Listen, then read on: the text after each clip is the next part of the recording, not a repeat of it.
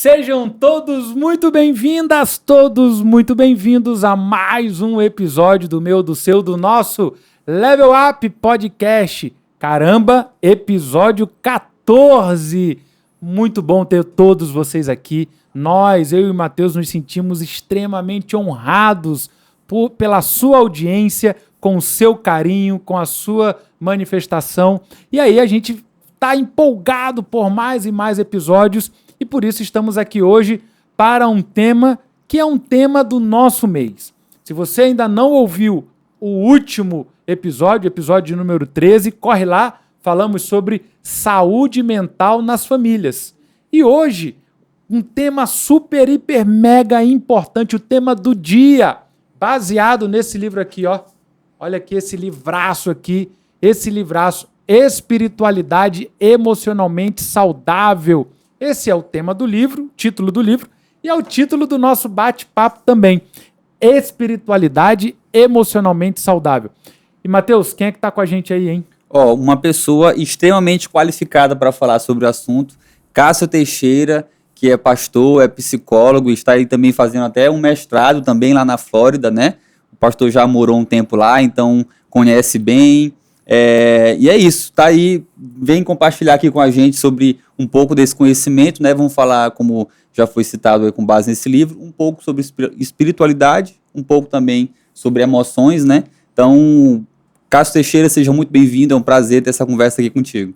Olá, pessoal, é muito bom estar aqui, né? Eu estava ouvindo e assistindo muito desde quando iniciou lá dos Estados Unidos, e é um prazer enorme estar aqui compartilhando. Eu acredito muito nesse tema, naquilo que a gente tem aprendido a respeito de saúde emocional, a respeito de espiritualidade, tudo aquilo que a gente tem vivenciado no dia a dia, tanto na academia, né, dentro do campo científico, e também dentro do campo espiritual, daquilo que vivenciamos na igreja. E algumas pessoas acreditam que existe uma separação, e não há uma separação entre aquilo que é espiritual e aquilo que é emocional, porque nós somos uma só pessoa. Certo? É muito bom estar aqui. Legal. Então vamos lá conversar. Vamos nessa. E você que ainda não nos segue, ativa aí as notificações no YouTube, no Spotify, se inscreva no nosso canal, siga aí o nosso perfil, porque vai ter muita coisa, já está tendo muita coisa legal para você ser edificado, para você crescer na sua vida com Deus. Eu confesso, vou confessar aqui, quando eu comprei esse livro e eu li, e esse aqui eu costumo falar, eu indico esse livro para todo mundo que tem uma vida com Deus e até quem não tem uma vida com Deus, eu indico esse livro aqui, Espiritualidade Emocionalmente Saudável. E quando eu li esse livro, eu falei, cara, a gente tem que falar sobre esse livro com o Cássio. Só que o cara tava lá do outro lado da América, tava nos Estados Unidos, e aí Deus abriu a porta, assim, o Cássio voltou com a Daiane, com as meninas, e estamos aqui, Cássio, um prazerzaço estar contigo, mano, aqui, um prazerzaço estar debatendo esse tema, porque eu sei que você já chegou chutando a porta aí, falando o que a gente entende. Também, eu e Matheus, né, nós somos um, não tem como a gente separar, não, agora é só o meu espírito, não, agora é só as minhas emoções. Cara, você que tem um bom trânsito nas duas coisas. Você é pastor, você cuida das pessoas, das ovelhas no âmbito espiritual, mas você também tem uma sólida, tanto formação quanto prática, na psicologia. Você é psicólogo e está cursando um mestrado hoje na Flórida, nos Estados Unidos. Como conciliar as duas coisas? É interessante porque quando eu comecei a ler o livro, eu me deparei muito porque é o dia a dia dos Estados Unidos, esse livro, né? Ele fala, eu tive a oportunidade de ir em igrejas dele, lá em Boston, e a oportunidade que ele traz para a gente é trazendo a característica a respeito daquilo que é saudável espiritualmente, tá? Eu tive a oportunidade de transitar nesses dois meios. Eu cresço na igreja cristã, né? Me converto ao Senhor, e tinham coisas dentro da igreja que eu não entendia, né? Não entendia a respeito daquilo que falavam sobre emoções, sobre aquilo, eu estou com uma situação emocional, então é do diabo, é uma coisa ruim. E aí eu comecei a querer descobrir, né? E aí eu falei, vou fazer psicologia porque eu quero entender a mente, e eu quero entender o que realmente significa aquilo que é espiritual e aquilo que é emocional. Quando eu entrei na academia de psicologia, eu percebi que as pessoas falavam assim, nossa, mas tu é tão inteligente, por que tu é crente, né? Porque tu é cristão. E aí eu comecei a perceber que tinham poucas pessoas cristãs dentro da ciência, dentro da academia científica, né, de pesquisa, de sentar e conversar e falar a respeito de saúde emocional. E quando eu estava dentro da igreja, né, mas tu é um pastor, tu está fazendo psicologia. Então eu comecei a perceber que havia um preconceito quando eu estava na igreja por fazer psicologia, e um preconceito dentro da psicologia por ser pastor e ser cristão. E aí eu comecei a me aquietar e falar, eu não vou ficar debatendo nem brigando com ninguém, então eu vou descobrir quem eu sou. E eu descobri que eu sou filho de Deus, e a partir do momento que eu sou filho de Deus, eu posso transitar em todas as áreas, né, seguindo aquilo que a Bíblia me tem como parâmetro, tudo aquilo que eu aprendi no campo científico, a base, eu tenho como a base bíblica.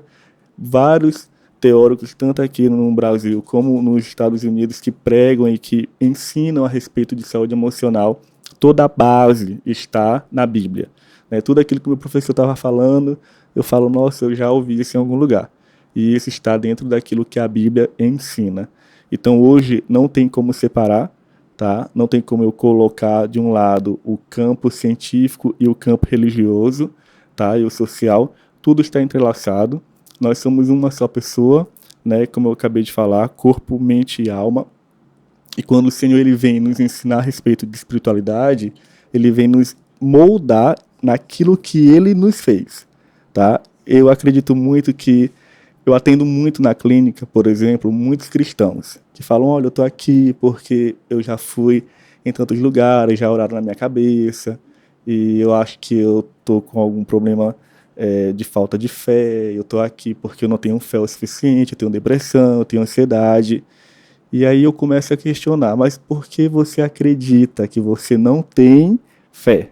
Não, porque eu tenho um problema emocional. E aí, mas onde é que você aprendeu isso? Na igreja. Eu aprendi que se você tiver algum problema, você tem que orar. Orei, jejuei, fiz tudo o que tinha que fazer e não melhorei. Só piorou.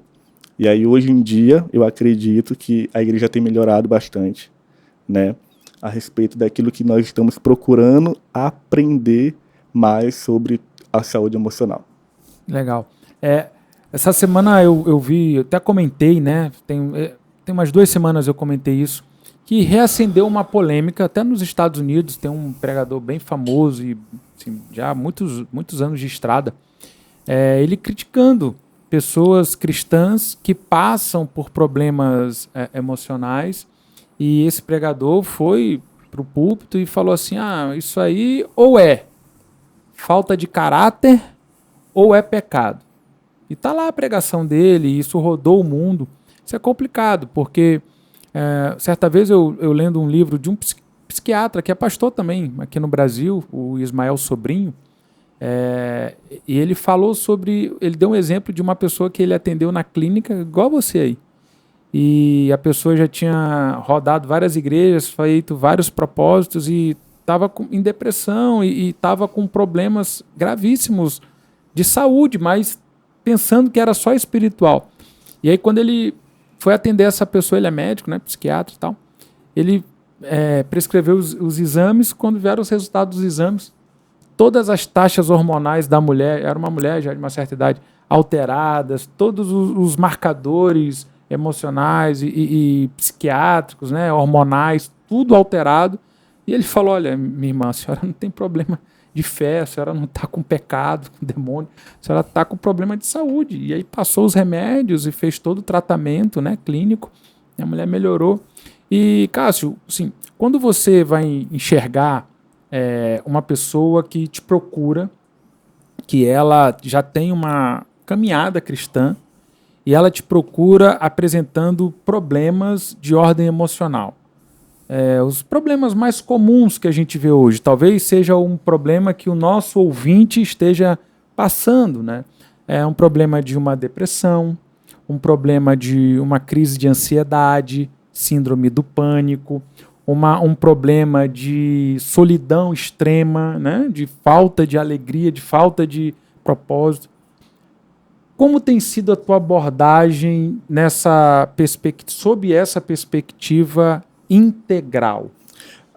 Primeiro ponto quando o paciente, o cliente procura, é muito interessante que eu faça anamnese, né? Então hoje eu atendo pessoas no Brasil, Europa, Estados Unidos.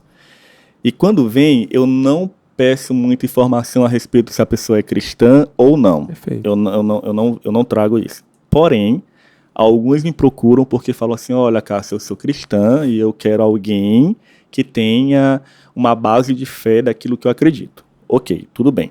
Porém, eu tenho pacientes que não acreditam, que são ateus, têm outras religiões. Porém, na anamnese, no primeiro atendimento, a gente está ali atendendo e eu sempre procuro perguntar em um dos requisitos sobre espiritualidade. Por que isso? Porque existem vários estudos que quando eu, como paciente, como pessoa, entendo que eu tenho fé em alguém ou em algo, a proporção de crescimento na terapia é maior de quem não acredita em nada. Então eu tenho pacientes que eles não acreditam em nada. Então todo o meu processo científico com ele tem uma diminuída. Eu passo mais tempo com ele do que com alguém que tem fé. Tá? E não estou falando fé a respeito de ser evangélico, mas fé em alguém, em algo. Né? Então como é que eu faço isso? Durante o processo terapêutico, a gente começa a perceber as crenças que a pessoa tem. O que é a crença? A crença é a regra de vida, tá? Dentro até do livro e dentro daquilo que a psicologia cognitiva trabalha, que é a minha linha de estudo, nós acreditamos que nós não mudamos comportamento, tá? Então, por exemplo, o paciente veio aqui, Cássio, eu estou com depressão. A gente não trabalha com mudança de comportamento. O que a psicologia trabalha? Com a mudança da percepção das situações. Exemplo claro. Dois pacientes diferentes, os dois trabalham com situações a respeito de... Tá chovendo, por exemplo. Eu tenho um paciente, realmente, é uma verdade. Eu tenho um paciente que, quando chove, ele fala, Cássio, vai acontecer algo muito ruim. Por quê? Porque está chovendo. E aí a gente foi descobrir que alguns anos atrás, quando ele saiu de casa, teve uma chuva e teve um acidente. Caramba. E por conta disso, ele acredita que todas as vezes... esse marco aí. Ele associou uma coisa com a outra. Então agora ele foi para terapia, porém ele é médico. E ele fala assim, Cássio, por que eu estou na terapia? Quando chove e eu tenho que ir para o centro cirúrgico, eu vou com um pensamento ruim. Então eu já vou acreditando de que eu vou fazer alguma coisa. Então eu estou aqui porque eu me afastei do centro cirúrgico, porque nos dias de chuva eu acredito que eu vou errar. E aí a gente foi trabalhando até que ele entendeu que não mudamos comportamento. A gente começa a trabalhar a dicotomia do controle. O que é a dicotomia do controle? Existem 3 tipos de controle. Controle total, controle parcial e o sem controle. Quando chove, eu tenho controle sobre alguma coisa? É sem controle. Então, quando eu entendo que eu não tenho controle sobre a situação, eu começo a trabalhar que eu posso sofrer menos. Não é que eu não tenho que não sofrer. Eu posso acreditar, não é minha culpa, eu não tenho controle sobre a situação, então eu posso trabalhar o meu processo de menos sofrimento. Então, quando vem alguém com depressão, ansiedade, a gente trabalha as bases do comportamento para que ele possa entender a respeito de quem ele é, certo? Nós não definimos muito a respeito de quem é cristão e quem não é cristão, mas nós descobrimos e trabalhamos as bases da psicologia, né, que é a saúde emocional equilibrada. Agora, Cássio, quando a gente fala sobre esse tabu que ainda existe mais no meio, comparando com questão de religiosidade, Sim. Ok, mas é um tabu que existe de um modo geral. As pessoas minimizarem o trabalho, por exemplo, de um psicólogo, minimizarem a necessidade de um atendimento, porque quando uma determinada pessoa atravessa um problema emocional, ele vai ouvir recomendações do tipo, vai passear, não, vai sair com teus amigos, que isso aí passa, é porque tu tá pensando muita besteira. E ninguém fala isso quando se trata de outro tipo de doença. Ninguém fala disso sobre uma doença do coração, sobre uma doença, enfim, qualquer tipo de doença que seja. A que tu atribui tamanha falta de conhecimento, tamanha falta de talvez até de noção das pessoas ao terem esse tipo de pensamento acerca da psicologia, não só no ambiente cristão, no ambiente evangélico, como de modo geral? Nos últimos 5 anos, eu acredito, 10 anos, a gente tá quebrando isso, tá tendo uma ruptura, né, a respeito de o preconceito a respeito de saúde mental, tá? Hoje, aí eu percebo que a dificuldade que eu tenho de procurar a terapia, procurar ajuda, tem a ver com a vergonha e tem a ver com aquilo que eu quero mostrar para a sociedade. Eu quero mostrar para o outro que eu sou forte, e se eu procurar terapia, procurar psiquiatria, ajuda, eu vou estar mostrando para o outro que eu não estou tão forte. E ao contrário, fazer terapia mostra o quanto forte você é. E eu continuar na terapia mostra que eu estou fortalecendo aquilo que eu acredito. Tá? Na psicologia nós temos a ACT, que é a terapia da aceitação e compromisso. Essa terapia é do terceira onda que a gente fala. E ela vem trabalhar justamente a situação que nós temos que entender que as dificuldades que eu tenho emocionalmente, eu não coloco ela debaixo do tapete. Se você perceber, as pessoas têm preconceito ou não querem procurar terapia ou falam que por que você está indo? É falta de fé, ou então é só uma frescura. Isso mostra que essas pessoas elas têm mais dificuldade, elas têm mais mazelas emocionais do que aquelas que estão procurando. Então elas se defendem, né, naquele círculo de eu sou um super-herói, eu sou uma pessoa forte, eu não preciso muito procurar terapia. Mas se você perceber, são as que têm maiores desafios emocionais.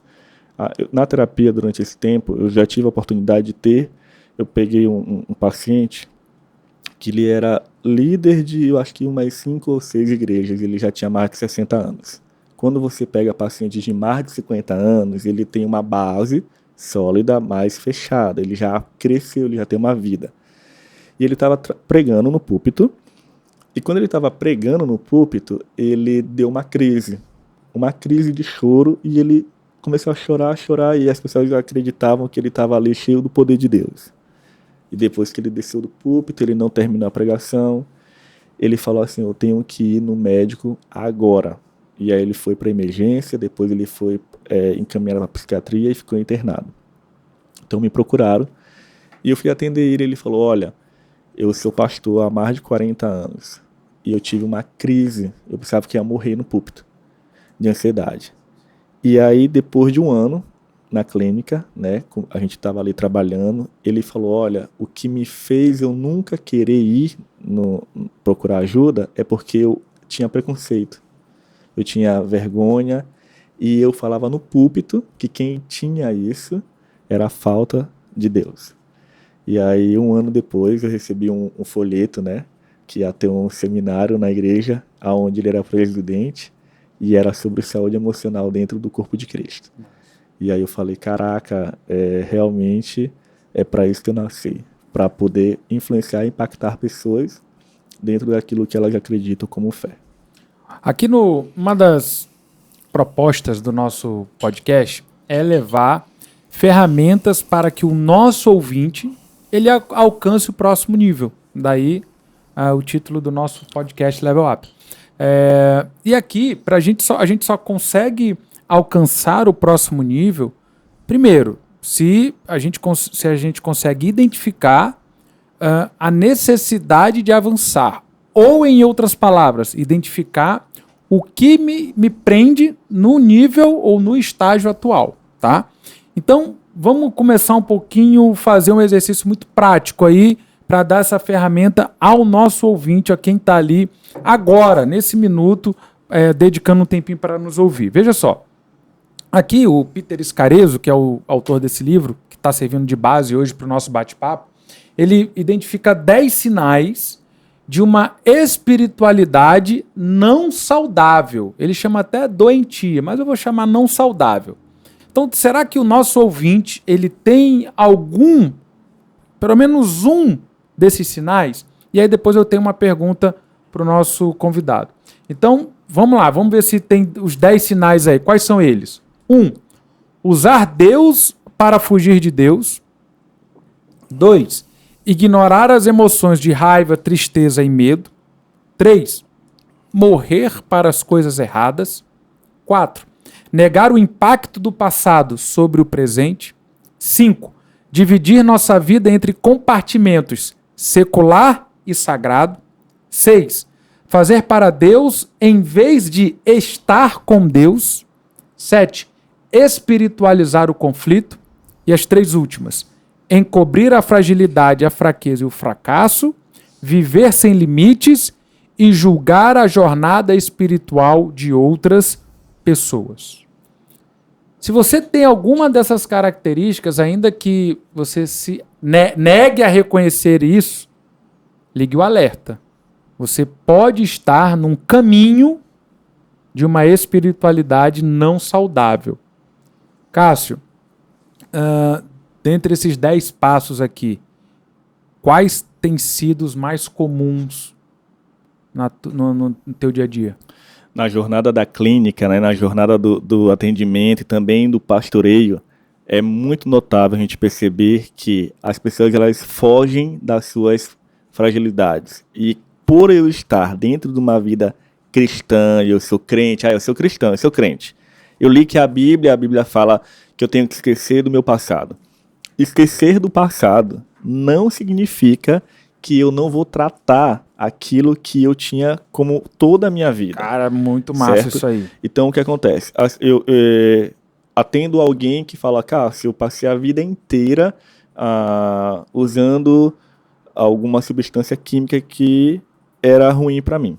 E aí eu me converti, eu parei com isso. Só que ele não tratou isso. Ele parou de um dia para a noite, porque ele virou crente. E a partir do momento que eu viro cristão, não quer dizer que porque o Senhor esqueceu as coisas do passado, que eu não vou tratar as coisas do passado, certo? Porque nós temos uma coisa chamada memória. O Senhor não nos dá amnésia. Tá? Amnésia. Eu não fico com amnésia porque eu me converti, certo? E o que acontece é que hoje eu preciso trabalhar aquilo que eu vivi no passado. Então eu me converti. Você se converteu, amém. Mas se você teve uma base onde teve uma desestruturação, eu tive um problema com meus pais se separaram, problema com finança, problema com mentira, problema com pecado, eu me converti, ok, amém, e eu acredito que o Senhor ele liberta e cura. Porém, os comportamentos, eles precisam ser renovados. Por isso que a Bíblia fala, né, lá em Romanos, que eu preciso ter uma mente renovada. Ter uma mente renovada é literalmente renovar o meu comportamento, é renovar a maneira de como eu penso. E a psicologia ela trabalha assim, a maneira de como eu penso é a maneira de como eu vou me comportar. E a Bíblia já falava sobre isso. Então, aparece muito na clínica exatamente isso, Carlos e Mateus. Eu prefiro esconder e colocar a culpa, eu pegar um versículo bíblico e camuflar aquilo que eu estou sentindo, porque é mais cristão para mim, é mais cristão, é mais saudável falar, olha, eu me converti e eu não faço mais tal prática porque o Senhor limpou e curou a minha vida, e eu acredito. Porém, você vai perceber, depois de algum tempo, aquela árvore, ela vai dar fruto, entende? E se você não arrancar a raiz e transformar um novo comportamento, você vai ver as pessoas elas caindo no mesmo lugar. Pecados que foram escondidos, não foram arrancados. Então, a partir do momento que eu sou arrancado, né, que eu arranco o pecado, eu transformo um novo comportamento. Quando isso não acontece, eu percebo que é um ciclo. As pessoas no mesmo lugar, depois de anos, caindo no mesmo pecado. Por quê? Porque elas trabalharam a espiritualidade, mas não trabalharam o comportamento para aquilo. Até porque os nossos comportamentos, os padrões comportamentais, eles têm uma causa, uma raiz. A raiz nas experiências que passamos. Na vida intrauterina, na vida recém-nascida. Então, as fases da vida, tem esses marcadores temporais de experiências, de eventualmente traumas, isso vai criando um conjunto de fatores que impregna um comportamento, um padrão de comportamento, né? Então pode até me corrigir se eu estiver errado, Cássio. Mas esses padrões de comportamento que estão e são intimamente ligados a experiências de algum momento da sua vida, alguns padrões, se não todos, só serão modificados se você retroceder naquela experiência, der um outro significado, pedir para Deus trabalhar as consequências disso, o enfrentamento disso de uma outra perspectiva, né? O autor até fala que é preciso retroceder para avançar, né? Livrando de pecaminosos padrões destrutivos do nosso passado para podermos viver felizes no presente. Porque às vezes a pessoa acha também que ela passou toda uma vida construindo um tipo de comportamento, uma personalidade, um jeito de ser, várias experiências, várias circunstâncias que levaram aquela pessoa a ser o que ela é hoje, e aí num belo dia, como se fosse apenas apertar um botão, tudo vai mudar. E não é assim. A pessoa faz o que faz, ou se comporta como se comporta, por uma questão muito maior, né? O comportamento não nasce do nada, não é um botão que você aperta lá, a partir de agora eu quero ser assim, a partir de agora eu quero ser assado, e mudar totalmente. E interessante o que Carlos falou, que você falou também, porque os padrões do comportamento, nós da psicologia, a gente trabalha bastante isso. Um comportamento, ele vai se repetir, porque é um padrão, tá? Então, quando eu quero trabalhar um comportamento padrão com um paciente, eu não procuro o padrão dele o maior. Eu estou aqui, Cássio, eu quero trabalhar porque eu tenho medo de andar no elevador. Tá, eu peguei uma paciente que ela tem medo de elevador. Então, ela prefere subir 8 lances de escada do que no elevador porque ela teve um trauma. Ponto.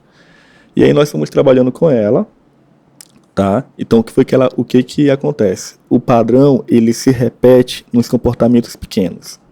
O comportamento pequeno de um padrão disfuncional, ele vai se repetir nos padrões maiores. Legal. Então, quando você está com o paciente, você percebe que esse padrão, ele é nos mínimos detalhes. E aí nós nos convertemos. E a pessoa está ali na igreja. Cássio, eu estou na igreja e eu não consigo ficar prestando atenção no louvor, por exemplo, porque tem uma menina bonita ali, né?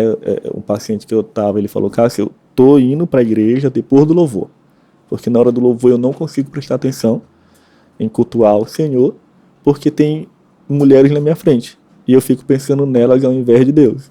Então ele foi trabalhando, né, os padrões comportamentais dele.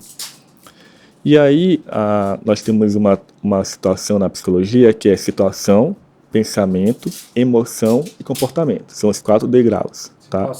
Situação, pensamento, emoção e comportamento. As pessoas, quando elas procuram terapia, elas procuram porque deu algum problema. Tá? A gente falou isso aqui no último episódio. Cara, dificilmente vai preventivo. Vai preventivo. Deu pau, aí vai lá atrás. São 2 detalhes. Ou eu estou aqui obrigado, estou aqui porque ou eu faço terapia, ou eu saio do trabalho, ou a minha esposa e meu marido terminam comigo. Ou é este motivo, ou eu não sei mais o que fazer porque deu um grande problema. E aí a gente vai trabalhando o processo cognitivo. Então, quando a pessoa vem, ela fala assim, Cássio, eu tenho um tal do comportamento, eu quero mudar meu comportamento. E a gente vai entendendo que não mudamos comportamento. Mudamos a maneira de interpretar as situações. Tá? Se eu tiver uma interpretação errada sobre um fato, a minha emoção vai estar errada. Eu vou dar um exemplo claro. Vamos dizer, Carlos Anderson, que você está dirigindo e aí pela manhã cedo começa a chover e o pneu fura. A situação de o pneu furar pode acontecer, correto? Correto. Vamos dizer que você está ali, furou o pneu e não tinha o step. Qual o pensamento que você pode ter sobre isso? Furou, vou ter que dar um jeito. Tá. A maioria das vezes você tem um pensamento bom sobre isso ou um pensamento ruim? Ruim. Ruim. Então, nossa, furou meu pneu, e agora? Vai dar tudo errado, vai atrasar meu dia e tal. Tô vestido, vou ter que me molhar todo. Então, a situação aconteceu, eu tive um pensamento, e o pensamento é um pensamento não funcional, nós chamamos de pensamento disfuncional. Qual é a emoção? A pessoa que está chateada, a emoção dela é o quê? É ruim. Eu tô feliz. Não. A emoção é, cara, eu tô muito chateado, eu tô com raiva. A pessoa com raiva, ela tem qual tipo de comportamento? Autodestrutivo. Agora imagina um pastor indo para a igreja pregar. A maneira de como ele está emocionalmente, ele vai pregar. E aí a ovelha vai ouvir aquilo que ele está emocionalmente. Então é muito interessante como cristão, ou como líder, ou como pai, ou como filho, a maneira como eu me comporto e a maneira como eu interpreto as situações, ela vai determinar aquilo que eu vou dizer para o outro e aquilo que eu vou apresentar para o outro. Então, muitas vezes, aquilo que o livro traz, ele traz sobre líderes, sobre igrejas doentias, sobre igrejas também curadas, mas sobre um determinado grupo de pessoas que, ao invés de enfrentar e falar qual é os sintomas que eu tenho, de eu procurar o sintoma e falar, olha, eu tenho um tal sintoma e eu quero tratar tal emoção, isso vai me dar um resultado. Mas o que nós fazemos? Nós temos todas as situações e nós escondemos elas, porque nós não queremos ser expostos. E se expor é ruim, não é legal, mas a exposição vai trazer a cura. Né? Então, a partir do momento que nós estamos nesse tema, que é espiritualidade, né, curada, uma espiritualidade doentia, uma espiritualidade sarada, o que vai determinar isso é a maneira de como eu interpreto. Tá? E o ser humano tem a capacidade de interpretar de uma maneira incorreta. Então eu pego aquilo que está sendo falado, mas eu interpreto ela de uma maneira que é bom para mim. Então, se eu conseguir esconder aquilo que eu quero, aí eu acho que está sendo saudável. E aí, nesse exemplo que tu deu, Cássio, é mais fácil o cara falar assim, não, mas isso não afeta nada, isso não vai afetar, tu usou um exemplo de um pastor, não vai afetar a minha pregação, não vai afetar o jeito que eu falo, não vai afetar o jeito que eu trato as pessoas, porque parece mais fácil se colocar como uma pessoa forte, não vou deixar isso aqui abalar, eu tô aqui chateado, mas vou falar que isso não me abala, quando na verdade abala, não tem como, né? Tem aquela velha história de falar assim, não, porque os problemas você deixa da porta para lá, né? É uma frase muito usada, mas que não é uma verdade. Não tem como. Eu posso, obviamente, conviver com alguma coisa, se de repente eu estiver passando por uma situação ruim, alguma dificuldade, você consegue, de certa forma, levar. Não estou dizendo que sempre que acontecer alguma coisa ruim, você vai deixar de trabalhar. Não é isso que eu estou querendo dizer, mas não tem como você dizer que aquilo não afeta. Não tem como você dizer que a sua vida continua a mesma, você estando com um problema emocional, com uma situação ruim em casa, com um problema na família, com um problema com os filhos, né? E eu acho que essa ideia de que você pode simplesmente resolver e falar deixa pra lá e não é assim, e eu posso conviver com isso, é muito danoso, porque faz como tu falou, a pessoa fica adiando tratar aquilo e sem querer, muitas vezes, talvez acaba também permitindo que isso afete e prejudique outras pessoas que estão ao redor. É isso mesmo. Aqui tem uma parte aqui que, para mim, até a principal parte desse livro aqui é essa, que ele faz uma analogia à jornada através da muralha. Para mim, a melhor parte do livro é essa aqui. Eu quero que o Cássio ele comente um pouquinho. Porque, imagine aí, todos nós, algum dia, o nosso ouvinte também, algum dia, entregou a vida dele a Jesus. Amém? Ali, Jesus começou a fazer a boa obra no coração, na vida dessa pessoa, começou a perdoar os pecados, imediatamente ele já perdoou os pecados, imediatamente. O Espírito Santo começa a habitar no coração dessa pessoa. Só que ali começa um processo.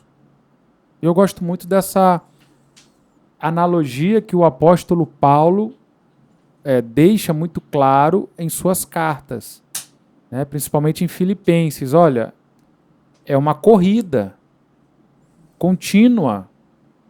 Né? Ele fala em Filipenses, as coisas que para trás ficam, ficam.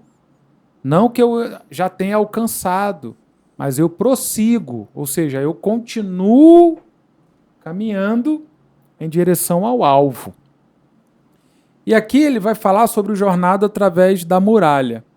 E o autor aqui ele identifica 6 estágios pelos quais o cristão passa ao longo de toda a sua caminhada com Deus. Estágio 1, conhecimento de Deus com mudança de vida, que é justamente o fato daquele específico dia que todos nós lembramos de ter sido tocado pelo Espírito Santo E decidido por Jesus, pedido perdão dos seus pecados e dizendo: Deus, Pai, faz a tua obra em mim, eu te aceito como meu único e suficiente Salvador. Ali começa o estágio 1. Só que aí vem o estágio 2, que é o discipulado, o aprendizado da vida cristã. O apóstolo Paulo deixa isso claro também em uma de suas cartas, que ele vai falar que ali tem os bebês espirituais sendo alimentados com leite espiritual. E não tem nada de errado da pessoa que, porventura, esteja recém-convertida, está nesta fase do aprendizado e do bebê espiritual. Só que aí algumas pessoas já passam para a vida 3. Perdão, para o estágio 3, que é o estágio do servir. Né? E aí alguns ministérios, algumas organizações têm isso ali na sua doutrina. Não estou aqui dizendo que é melhor ou pior, estou dizendo que é uma realidade. A pessoa aceita Jesus, passa um pouco tempo e já começa, daqui a 2 meses já está servindo, liderando, já está 2 meses. Né?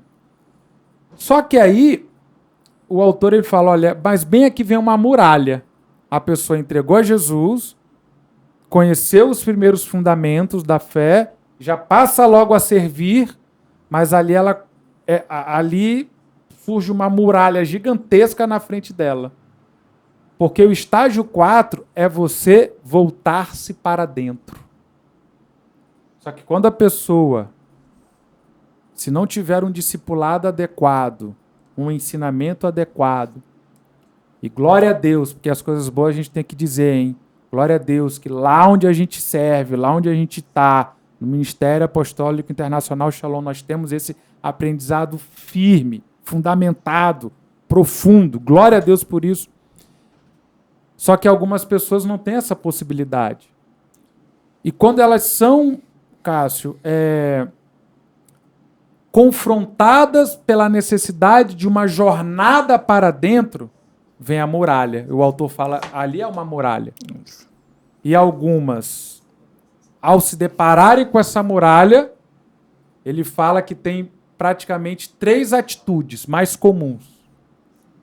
Uma, o medo da muralha, um medo assustador da muralha, e aí a pessoa acaba largando a fé, abandonando a fé, porque sente é algo tão inimaginável para ela enfrentar essa muralha para poder fazer a jornada para dentro, que ela prefere não e sai. Segundo comportamento que é mais comum, a pessoa também tem medo dessa muralha, mas ela ama muito a Jesus, ela não larga Jesus, mas ela continua numa vida superficial, sem um aprofundamento da obra redentora de Jesus. Ela não se desvia, ela não está em pecado, mas ela deixa de perde a oportunidade de desfrutar um profundo visitar do Espírito Santo de Deus. Fica estagnada, de certa forma. Porque o Espírito Santo de Deus, ele é um gentleman. Isso. Ele só vai até onde a gente permite. Se a gente permite, por isso que Apocalipse fala, olha, eis que estou à porta do seu coração e bato. Se você abrir, entrarei e cearei contigo. E a pessoa do segundo comportamento, ela não permite que o Espírito Santo visite com a luz de Cristo os lugares mais escuros e profundos da sua alma. Mas tem a terceira pessoa, que diante da muralha, mesmo com medo, mesmo doendo, porque dói, ou se dói, mas ela permite que o Espírito Santo a conduza em amor para uma jornada interior, iluminando os recônditos da alma. E a partir daquilo, ela é sarada, ela é curada, não é assim, ó, não é estar lá, é um processo. E a partir dessa cura, ela começa a entrar no estágio 5, que é uma jornada de fora para dentro e até atingir a jornada 6, que é transformado em amor. Cássio. E agora, não existe pastor Cássio, agora eu vou falar com o pastor, agora eu vou falar com o psicólogo. Não, Cássio. No discipulado de igreja, você não está na clínica, você está no discipulado da igreja. Você tem percebido essa muralha? É interessante, né? O autor, ele é um professor nato, né? E é muito importante como a gente identifica o que ele está falando. Eu percebo isso muito dentro da igreja. Esses dois tipos de pessoas, os três tipos, né? E eu sempre falo, isso é aquilo que a pessoa traz lá da sua história de vida, das fases da vida. Tá? A partir do momento que eu tenho uma fase, eu tenho uma história de vida, aquilo vai estar dentro de mim para onde quer que eu vá. Então nós temos tipos de pessoas. Nós temos tipos de pessoas que já nasceram no lar cristão, então ela não tem uma memória de fora da igreja, ela tem uma memória de dentro da igreja. E aquelas pessoas que têm memórias dentro da igreja, eu percebo que tem uma facilidade melhor a respeito do discipulado. Tá? É muito importante a gente identificar que as muralhas, elas estão aí para todos. A partir do momento que eu estou disponível, né, porque eu tenho que ter uma disponibilidade de abrir meu coração para que eu seja transformado, aí há uma grande diferença. Tá? E eu percebo também isso dentro de uma cultura. Hoje, dentro da cultura americana e dentro da cultura brasileira, eu percebo dois caminhos diferentes. Tá? Eu tive a oportunidade de estar aqui no Brasil, ser discipulado, ser ensinado, ser cuidado, né? E aí trabalhando as etapas. E as etapas são exatamente essas, né? A primeira, a segunda de ser cuidado. E eu tive a oportunidade de não pular as etapas. Quando eu cheguei nos Estados Unidos, isso foi muito importante, gente. Eu era de uma igreja hispana, né? Porque eu fui para ficar 3 meses e fiquei 4 anos porque a gente começou a estudar. E nos primeiros 3 meses eu fiquei numa igreja hispana. Então não tinha uma cultura ali, né? Do abraço. Vamos aqui todo mundo falar perto, todo mundo falar alto, que é o brasileiro. Não tinha isso. Então a gente procurou uma igreja em célula. Então entramos no Google, procuramos igreja em célula. E aí nós fomos numa igreja, né? E essa igreja nos acolheu. E aí a primeira coisa que eles fizeram foi o seguinte: nós vamos cuidar de você. Então a gente ficou 2 anos no banco, né? E aí eu fiz discipulado, encontro com Deus, né? Escola de líderes, como se fosse escola de líderes. E aí eu fui sendo cuidado. E aí eles foram entrando na minha vida. Até que o meu discipulador lá, ele falava: Cássio, nós não queremos saber o quão bom você é. Se você tem título de pastor, se você tem um diploma. Aqui nós não queremos saber o quão bom você é. Nós queremos saber como está a sua alma. Nós queremos saber como está o teu coração. Nós queremos saber como é que está aí dentro. Nós não queremos saber se você é bom. Nós queremos saber se você está bem. E nós queremos servir você. E eu fui totalmente impactado com aquilo, né? E aí, com o passar do tempo, eu comecei a perceber que as muralhas, elas existem e que quando você está sozinho, você não consegue vencer elas, tá? E no âmbito dentro da igreja, é muito notório porque a igreja ela te traz a oportunidade, como lá na igreja primitiva, que era o irmão compartilhar o pão na casa um do outro, que é sentar na mesa, né? E existem vários estudos científicos. Quando você está solitário, quando você está sozinho, você tem o maior uma maior probabilidade de você ter dificuldades na vida futura. Então, o habitual de eu ter pessoas, ter amigos, ter um discipulado, faz com que a minha saúde emocional e a minha espiritualidade ela fique mais saudável, né? Então, dentro da igreja, na igreja no todo, eu percebo que o discipulado e eu pegar a pessoa, botar ela do meu lado e falar assim, vamos quebrar essa barreira juntos, vamos quebrar essa muralha juntos. Isso é uma verdade, né? E aí, de dentro para fora. A cultura, né? Eu lembro, aqui no Brasil, eu percebo muito que a gente tem aquele comportamento de vou comprar um carro para mostrar o que eu tenho, né? Que eu tenho dinheiro, quero comprar coisas para mostrar para pessoas. E eu percebi isso na cultura americana um pouco diferente. Como as pessoas elas são um pouco mais na delas, a gente não faz dívidas para se mostrar para alguém. E por que eu estou falando isso? Porque quando eu estou na igreja, né, aqui do Brasil, e no comportamento brasileiro, a gente tem a tendência de fazer dívida, de fazer coisas para mostrar para outras pessoas. E isso é falta de identidade. E eu acredito que uma grande barreira que nós temos para essas situações emocionais tem a ver com identidade. A partir do momento que eu não sei quem eu sou, eu sempre vou ficar me comparando e eu preciso do outro para falar quem eu sou. Entende? E a partir do momento que, quando o de dentro para fora começa a ser transformado, é quando este Espírito, o Espírito Santo de Deus, ele começa a falar assim, eu sei quem você é. E a partir do momento que eu sei quem você é, eu vou te ensinar o que eu quero. E eu quero te ensinar a ser quem eu sou. A imagem de Cristo. Amém. Amém. E isso fica muito claro quando Jesus ele vai começar o seu ministério. A gente vê lá em Mateus capítulo 4 que a tentação de Satanás após Jesus passar 40 dias no deserto, qual foi ela? A tentação foi na identidade de filho. Pega lá o texto bíblico. Se tu és o filho de Deus, faz essas pedras se transformarem em pães.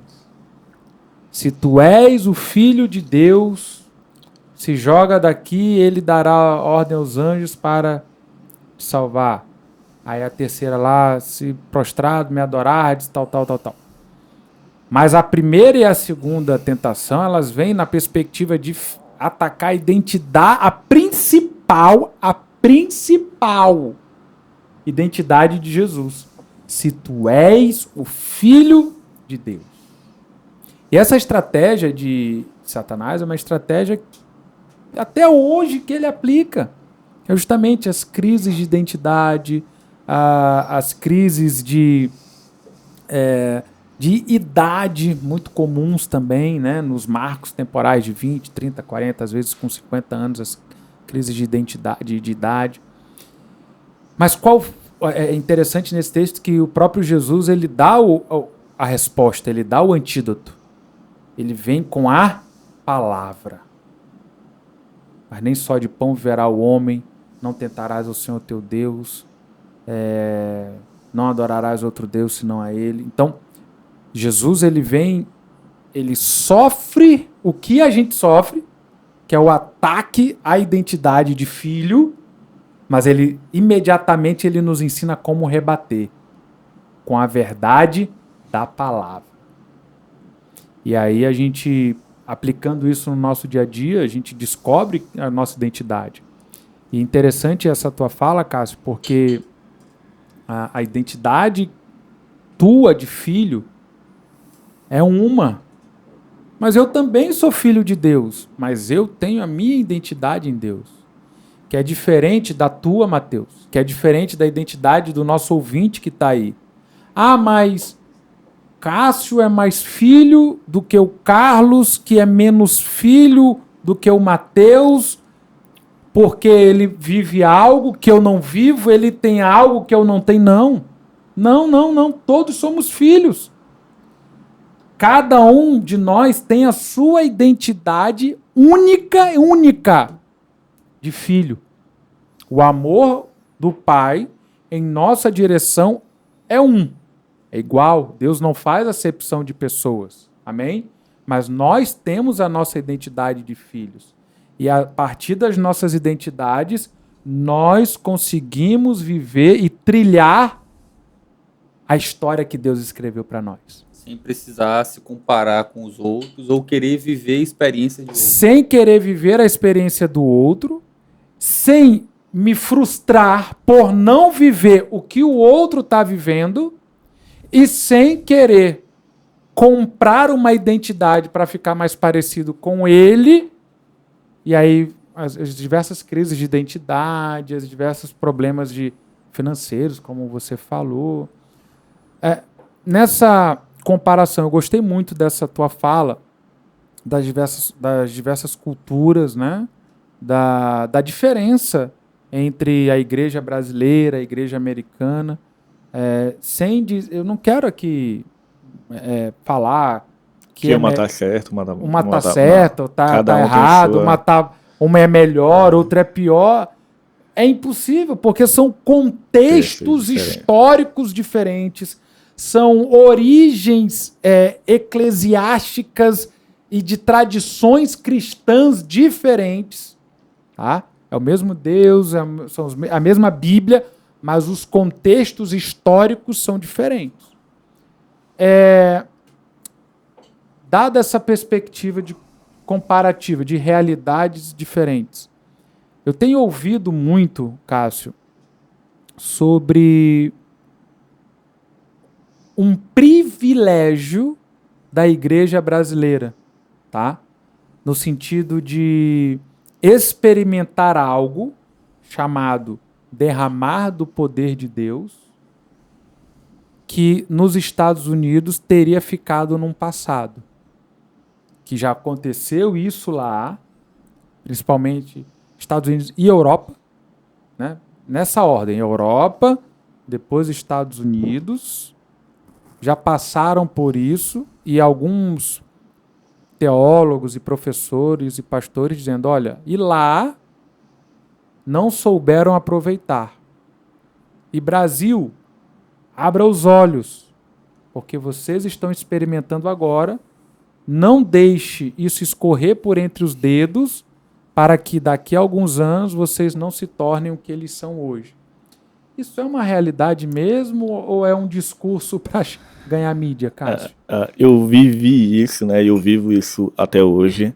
E é interessante quando nós temos os grandes movimentos dentro dos Estados Unidos. Vamos ter um show, vamos ter um culto de adoração no estádio. E aí vai toda aquele estado, aquela cidade inteira para lá. Então eu tive muitos movimentos que eu tive a oportunidade de ir. Estádio? Pro estádio. Cultos no estádio, né? Orações 24 horas, então esses movimentos. E eu lembro, né? Eu fui para muito na Flórida, em Boston, no Texas, Kansas City, e aí eu sempre levava a minha bandeira do Brasil. E é muito interessante você entrando e as pessoas pedindo a tua bandeira, né? Eles pedem, me dá a tua bandeira e ore por mim, você é um brasileiro. E eu tive uma experiência muito boa lá na casa de oração, né? Lá no Kansas. Nós estávamos no Descende, né? 40 mil pessoas. Saímos do Descende e nós fomos para a casa de oração. E eu lembro que eu estava com a minha bandeira. E aí uma moça me chamou, né? Falando lá em inglês, falou assim, olha, tem alguém ali que está precisando de oração. Eu falei, ok, amém. Eu falei, agora eu tenho que orar em inglês ou português, né? E aí ela veio e falou assim, você é brasileiro. E eu preciso de um brasileiro para que ore. E aí quando eu cheguei, a pessoa estava no chão lá, né? Por um processo de libertação. E tinham várias pessoas ao redor, olhando. E aí ela falou, olha, ele veio, eu encontrei um brasileiro. E aí tava aí um amigo meu, né? Eu falei, ora tu ali. Não, vai, ora tu é mais brasileiro do que eu sou mais americano. E aí depois daquele momento ali e tal, e a pessoa foi liberta, nós saímos, ela me procurou e falou assim, não esqueça que o Brasil é uma chama para as nações. E eu fiquei muito feliz com aquilo. E eu tive a oportunidade, né? Eu tenho muitos amigos americanos que eles ficam felizes pelo Brasil.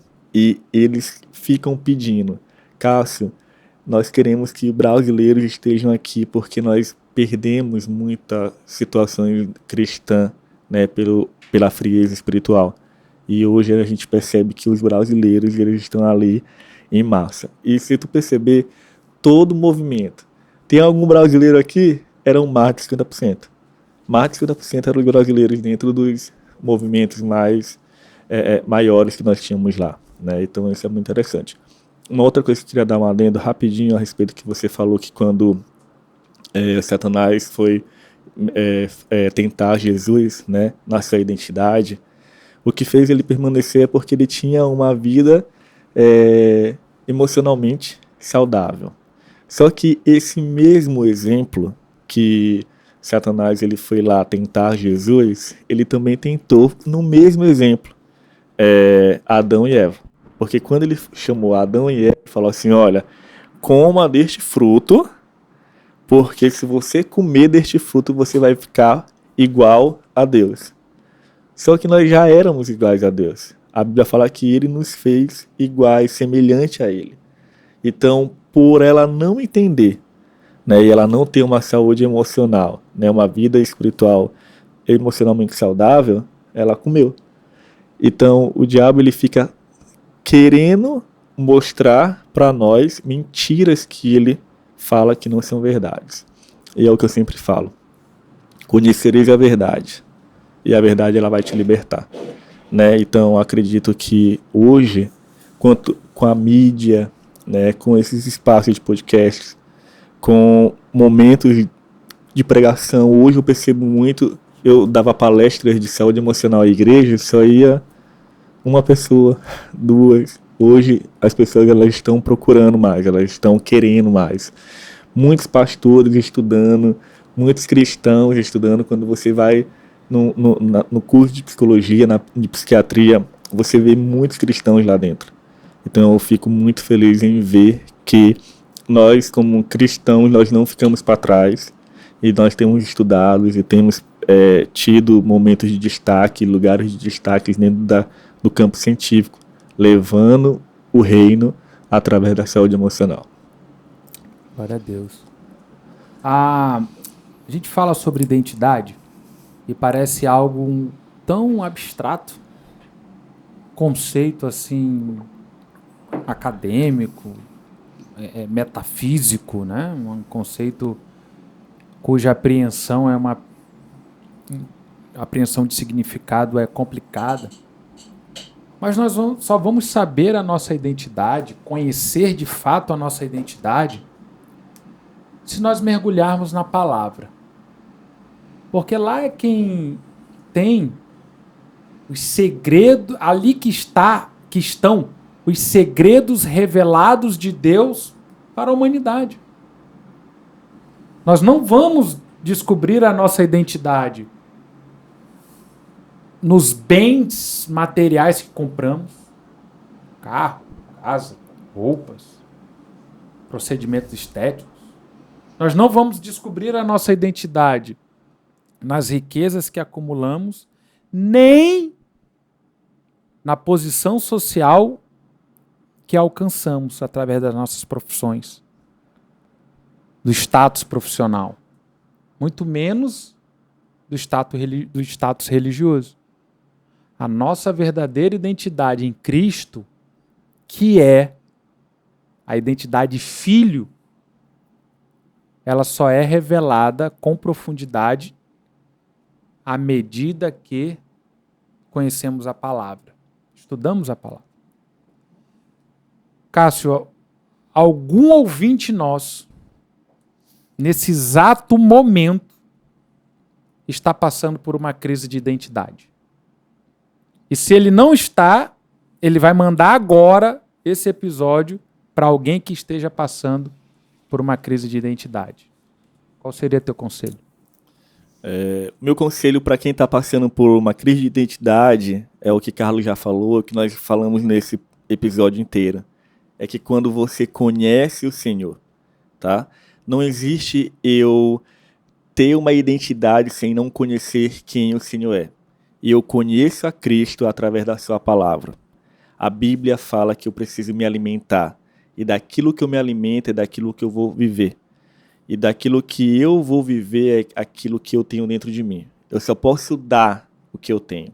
Então eu acredito que você que está nos ouvindo, que tem passado por uma crise de identidade, busque a palavra do Senhor. Busque aquilo que a Bíblia fala. Mas também você pode, em qualquer situação, em qualquer crise, pedir ajuda. Pedir ajuda na questão de discipulado, abrir seu coração e falar, olha, eu não posso ficar sozinho. Porque o Senhor nos fez como corpo de Cristo, e como corpo de Cristo nós podemos pedir ajuda uns aos outros. Então não fique sozinho, não se isole, peça ajuda, não tenha vergonha de procurar um profissional, de fazer terapia, de tomar medicamento prescrito se for necessário. Então não fique na solidão. Amém? Então esse seria meu conselho. Eu vou aproveitar o gancho de Carlos e vou pedir também um segundo conselho, né? A gente conversou antes de a gente começar aqui, um pouco que tu passou pra gente, sobre cansaço espiritual e cansaço emocional. E eu acho que tem pessoas que talvez ela não tá passando por um problema, por uma situação, enfim, mas ela tá cansada, né? O seu físico tá bem, mas realmente tem momentos que o nosso físico tá bem, mas que a mente não tá legal, o espírito não tá legal e a gente não consegue produzir, vamos usar esse termo, né, de forma alguma, mesmo estando bem fisicamente. E aí eu queria que tu deixasse também um conselho para esse tipo de pessoas, para essas pessoas que estão com suas emoções cansadas, com seu espírito fadigado. Olha como é interessante. O Senhor ele fez tudo em 6 dias e no 7º dia ele descansou. Ele descansou porque ele terminou. Ele tinha terminado. Tá? Hoje a gente, como um ser humano, nós queremos fazer, eu tenho que fazer para que eu tenha, para que eu faça, para que eu me mostre. E eu tenho que fazer o tempo todo. E a partir do momento que eu entendo que eu não preciso fazer para Deus, e é um dos requisitos do livro, eu quero fazer com Ele, eu vou estar entendendo que eu não preciso me cansar. A Bíblia fala, o fardo do Senhor ele é leve, ele é suave. E isso acontece a partir do momento que eu aprendo a descansar. E aqui é o grande segredo. Existem algumas questões, como é que eu posso falar? Estudos científicos que as pessoas que descansam, elas produzem mais. As pessoas que só trabalham, elas não conseguem produzir conforme aquilo que as outras pessoas descansam. E o que acontece? Eu tenho que trabalhar muito para mostrar que eu tenho vigor e para que eu tenha coisas. Então a gente aprende numa sociedade que eu tenho que trabalhar para ter. E a Bíblia fala que para que você tenha, você tem que descansar. Então como é que a gente coloca isso no meio termo? Tá? Aos seus amados dá enquanto dormem. E o dormir aqui não é fechar os olhos e dormir. O dormir aqui é descansar e confiar de que o Senhor também faz a vontade dele.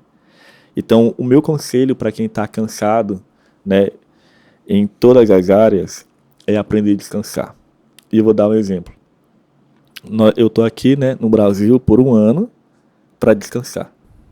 Porque eu passei 4 anos trabalhando e estudando muito por causa do mestrado. E aí nós sentamos e falamos, precisamos descansar. E quando nós falamos, precisamos descansar, é realmente descanso. Só que é ruim para mim descansar, porque o meu cérebro ele está o tempo todo em movimento. E aí o Senhor fala, Cássio, descansa. Você não precisa fazer para ter. Você tem que entender quem você é para ter alguma coisa. Então, o descansar é você literalmente confiar. Porque a partir do momento que eu não confio, eu tenho que fazer. Porque eu não confio de que se eu não descansar, algo vai faltar. Aí eu quero lembrar você que você, confiando nele, não faltará. Um dia eu ouvi uma pessoa falando que esse desfrutar do texto bíblico tem mais a ver com, se assemelha de certa forma com desfrutar. Depois que eu ouvi falar sobre isso, mudou completamente minha percepção. Porque, de fato, tem coisas que você já tem, você continua trabalhando para ter ou para ter mais e você não desfruta. Você sonha em ter sua família, não desfruta da família. Sonha em ter a sua casa e você quer ter outra maior porque não consegue desfrutar da casa que você tem. Você sonha para... Enfim, e vai sempre naquela corrida dos ratos, né? Vai sempre procurando uma coisa a mais. Sonha em ter um trabalho bom para te proporcionar certas coisas e você não consegue desfrutar daquelas coisas que o trabalho dá. Então, essa questão do desfrutar faz toda a diferença. Não sei se você já ouviu falar sobre o sonho americano, né? Eu tô falando muito sobre os Estados Unidos e tal, mas é só para uma contextualização. Não, é ótimo aprender outras culturas.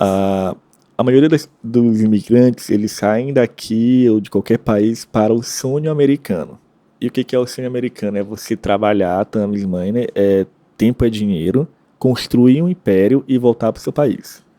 Né? Então eu conheço muitas pessoas que foram para os Estados Unidos e falam, olha, eu vim aqui passar 5 anos para trabalhar, construir algo e voltar para o Brasil.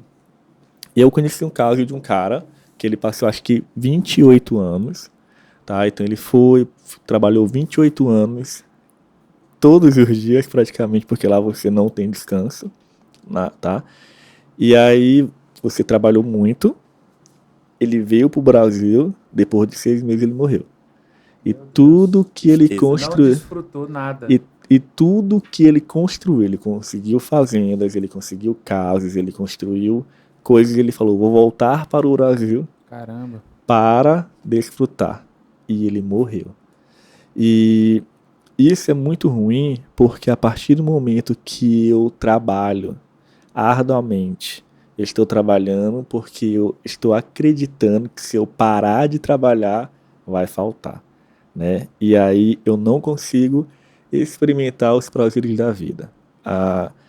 Quando nós chegamos lá a primeira vez, né?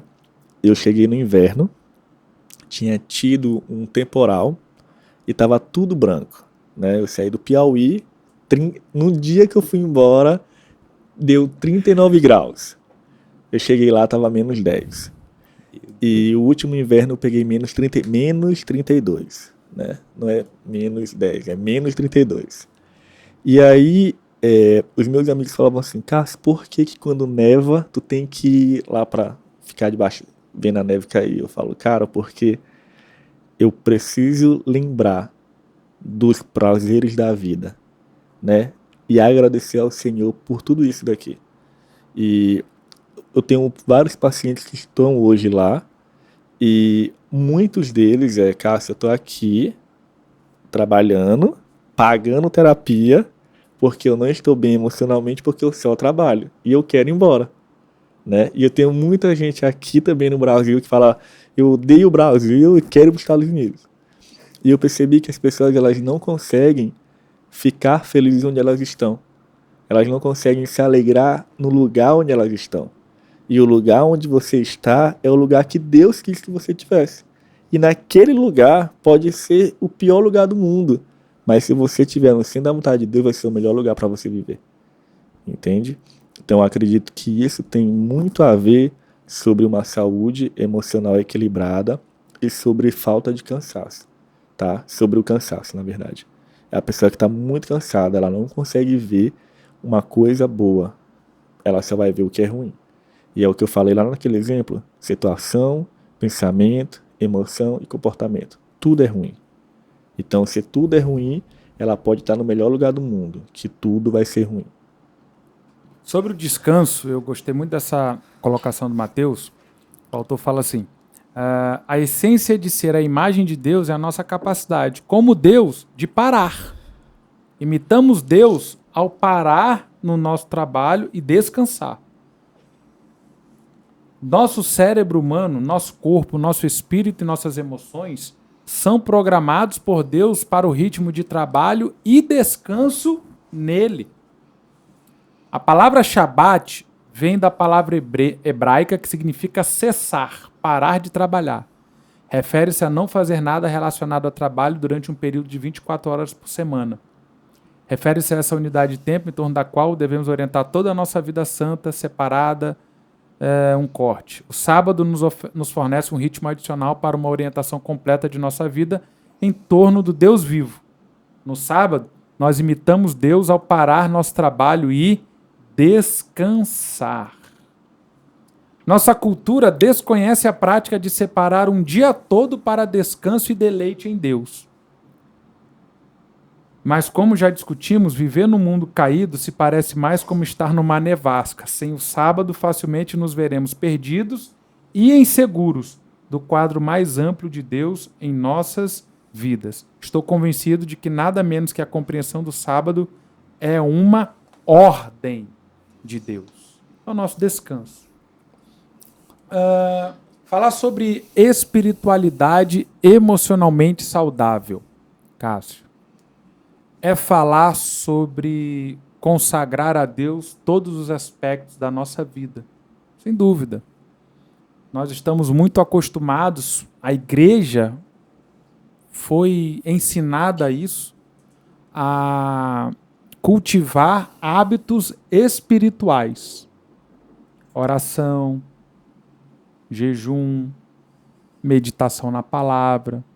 E durante muitos anos, décadas, a igreja focava nisso.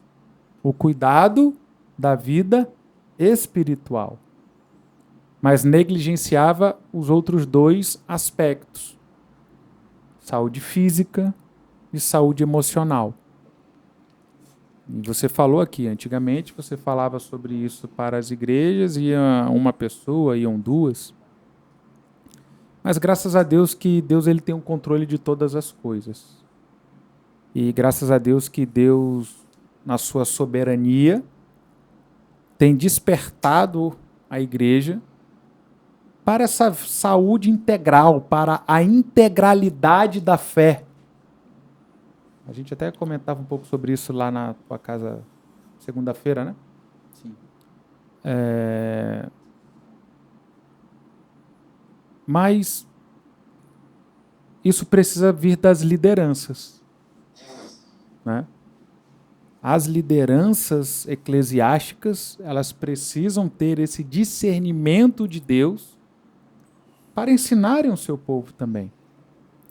Mas nós temos visto, infelizmente, líderes emocionalmente não saudáveis.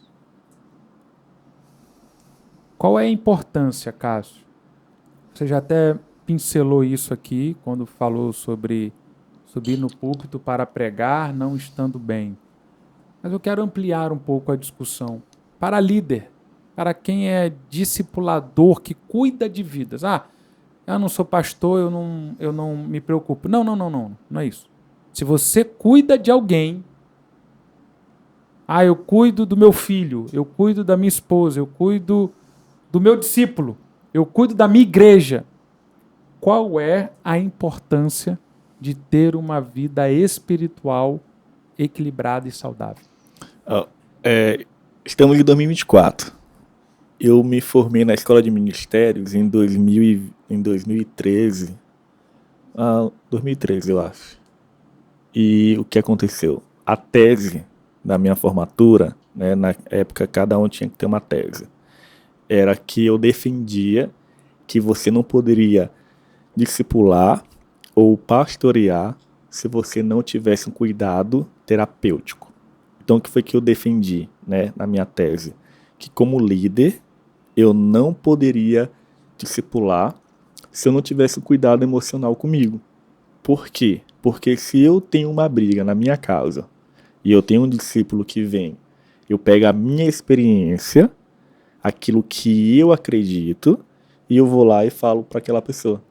Então, se eu tive uma experiência ruim, eu tenho uma proporção grande de eu dar um conselho ou uma orientação conforme aquilo que eu acredito, conforme a minha experiência. Então, diante disso, há 10 anos atrás, 11 anos, eu já batia na tecla. Nós, como pastores e líderes, temos que ter um trabalho emocional e eu tenho que ter terapia. E eu defendo, você que é cristão, você que é pastor, faça terapia, tá? Não é pecado, tá? Quando foi como o Matheus falou, se eu tenho um problema no coração, eu vou lá no cardiologista. Se eu tenho um problema tenho uma dor no dente, eu vou lá no dentista. Eu tenho um problema emocional, vou orar. E tá tudo bem você orar, mas eu quero que você ore, mas também que você procure alguém, tá? Quando a gente liga todas essas situações, a Bíblia fala a respeito do descanso, como nós estávamos falando, por exemplo, o descansar, tem gente que para de fazer as coisas porque está cansada, mas não necessariamente está descansando, porque eu posso parar de fazer, não fazer nada, mas a minha cabeça não parar de pensar. Perfeito.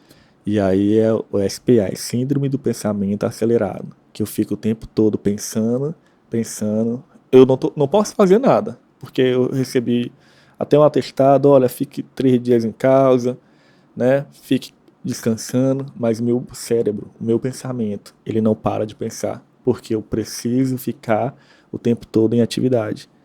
E parece que até as pessoas ficam felizes, né? Eu tô tão atarefado, hoje eu não parei, a minha semana foi maravilhosa, olha só, eu tô na correria, né? Tem gente que adora falar isso aí. Eu estou na correria, nossa, eu tô aqui, olha, o dia... pega lá o Instagram, uma rede social, nossa, eu tô aqui na correria da vida, não paro. E aí a gente acredita que isso é uma coisa boa.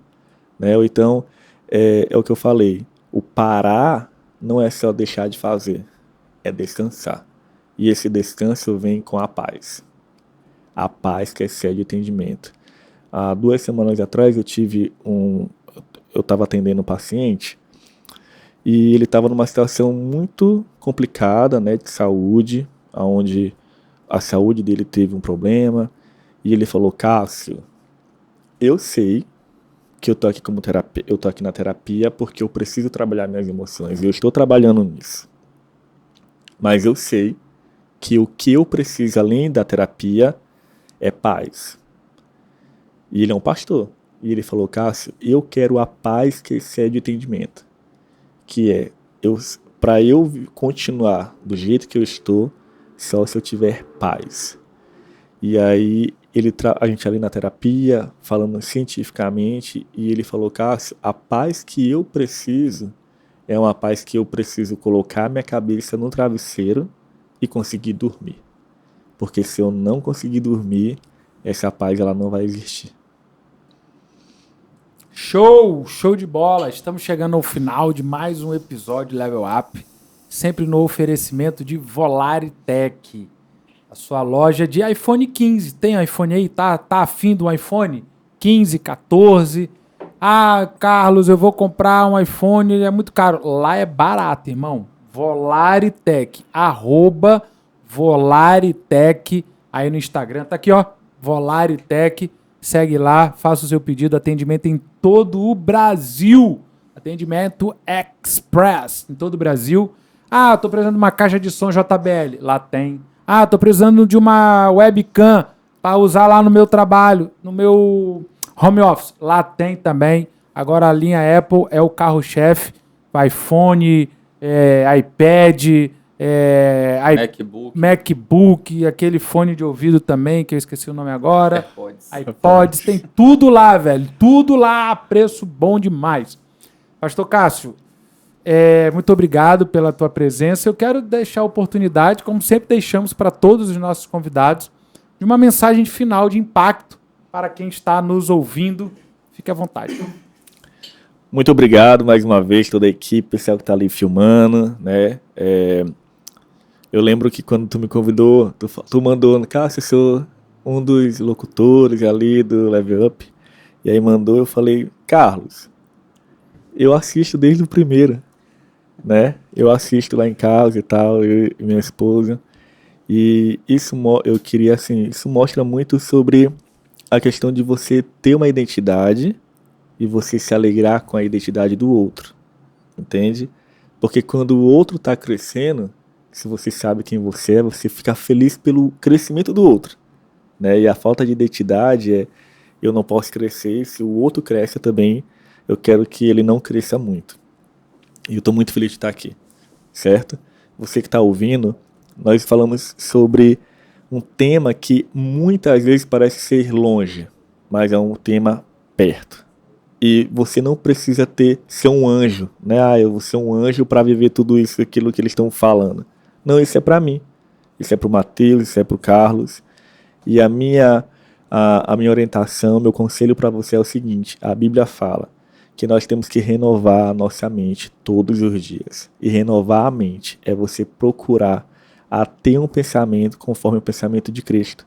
E é um pensamento que ele é transformado dia após dia. Você não precisa ser um super-herói, onde você tem que enfrentar a vida, vencer todas as batalhas e sair de lá como se não tivesse sido mexido emocionalmente. Você pode ter situações ruins, dias ruins, e tá tudo bem. Você só pode entender que você não está só.